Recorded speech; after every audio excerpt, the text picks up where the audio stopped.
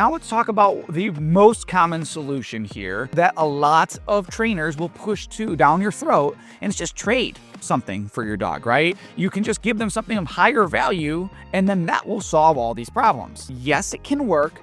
Yes, it can have a place, but if your dog growls, shows their teeth, lunges at you, or guards food, toys, objects, space, most people, unfortunately so many trainers too, will tell you just trade with the dog, or don't give them that item, or just don't take it away from them when they have it. And that right there is exactly how this problem gets so much worse. I work with dogs that guard everything from food to toys to space to their owners. And let me tell you right now, this is one of the most misunderstood behaviors in dog training. So let's break down what resource guarding actually is, why it happens, and unfortunately how most owners are accidentally reinforcing it. Before we get into it, what does your dog guard? Do they guard their food, toys, objects they steal? Let me know in the comments. First things first, let's be very, very clear. Resource guarding is natural. It is a very, very, very instinctual behavior. Dogs are wired to protect things that they find value in. That is just straight up survival. So if your dog does guard something, don't freak out. They're not broken, and it definitely doesn't mean they're aggressive. But right here is the most important part.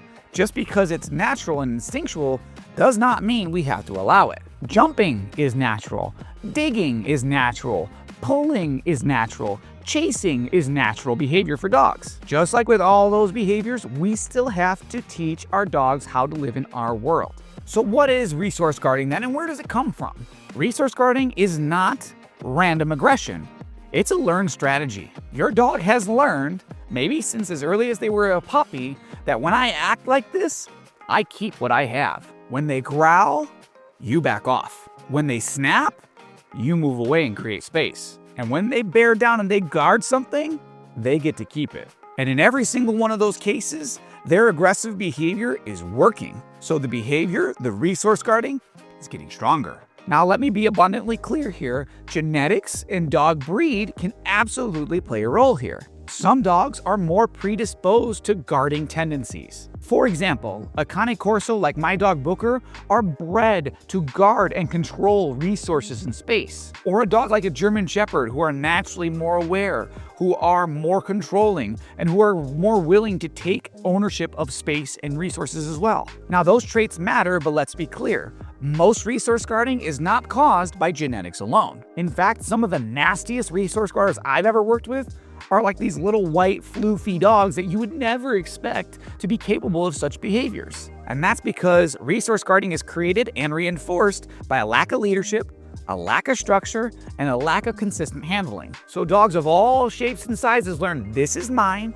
and I control what happens. And the biggest mistake that people make with resource guarding behavior is that they avoid the problem. People will say, oh, my dog guards frozen Kongs, or they'll guard bully sticks, or they guard bones, so we just don't give them to them anymore. And that does not solve this problem. It just avoids that one particular situation. But the dog's mindset does not change there. Your dog will still be thinking, I can and will use aggression to keep control. And I promise you, most likely, that mindset will show up somewhere else, even if you don't give them that one item that they were guarding. It might show up on a walk where your dog finds something of value when you're not paying attention. They start eating it, you go to take it from them, and then they start guarding. They start showing their teeth, they start growling at you, or even they snap at you. Or maybe a really common scenario is something drops in the kitchen. And then you go to just grab it from your dog, and your dog starts bearing down, saying, you're not taking this from me. Or maybe something as innocent as they go and they grab a sock from the bedroom, something that seems like fun to grab everybody's attention, and then you go to try to take it from them, and all of a sudden they start bearing down, saying again, you don't have the power or the ability to take something from me. Now, in any one of those scenarios, when you ask your dog to give up something that they're guarding unexpectedly, they know that you can't make them do it, so they're not going to. You never taught them how to give up control of resources or that they need to. Now let's talk about the most common solution here that just doesn't leave you in a good position as a dog owner. And this is one that a lot of trainers will push down your throat, and it's just trade something for your dog, right? You can just give them something of higher value, and then that will solve all these problems. And before you come at me, yes, it can work. Yes, it can have a place, but here's the problem. Your dog will eventually find something that is more valuable than anything you can offer them. I've seen force-free trainers suggest this all the time, and then their actual advice in those scenarios, and to my question, what do you do? Well, you just leave the dog alone then. Horrible advice. Because now you've built a dog that only listens when it benefits them, or will only give something up when the trade is good enough for them. And that's certainly not reliability. That's just you negotiating with your dog, which is going to just eventually make the resource guarding even worse. Some dogs are really, really good at this, and they learn quickly about the steal and win cycle. This is exactly where the trading strategy becomes a problem that you've created yourself. So let me walk you through it. Your dog steals something, you panic, you break out the high-level reward for them, and then you try to trade them for the item that they stole. And even if it works, even if your dog then relinquishes that item, what is your dog learning in that moment? If I grab something and guard it, the human's gonna break out a high-value resource for me in return. So actually, I get rewarded for resource guarding. And it becomes a game. Steal, guard, reward. Steal, guard, reward. And that loop can be really hard to break once it's built. All right, Bill, so all that stuff doesn't work. All the advice out there doesn't work. So what do we do? What is the change that we need to make to help with our resource guarding? There has to be a mindset shift about this for both you and your dog. The dog needs to learn that they don't own anything. You do.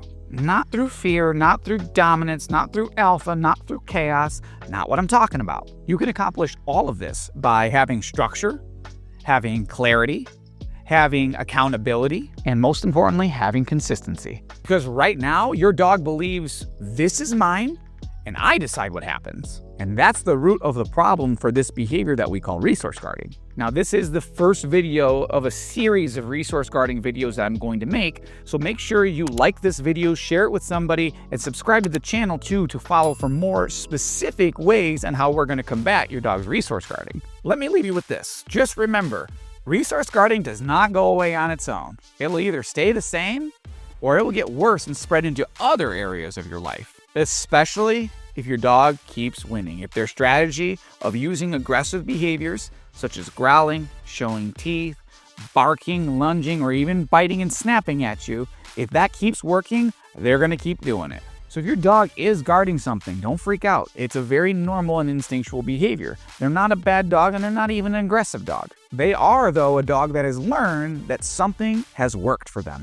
And if you don't change that, it's going to show up again. So the goal isn't to avoid it forever or keep trying to trade and bribe your dog out of it. The goal is to change how your dog thinks about control. In the next video in the resource guarding series, I'm going to break down the spectrum of resource guarding, and you can find out exactly where your dog falls on that spectrum and see how serious your problem is right now. So if you found this video valuable in any way, please give it a like, drop a comment below, share it with somebody that you know that might need to hear this. And as always, subscribe to the channel. I post dog training content 2 times per week over all things behavior. I want you to be here if you want to learn. I'm the Big Dog Guy, and I'll see you in the next one.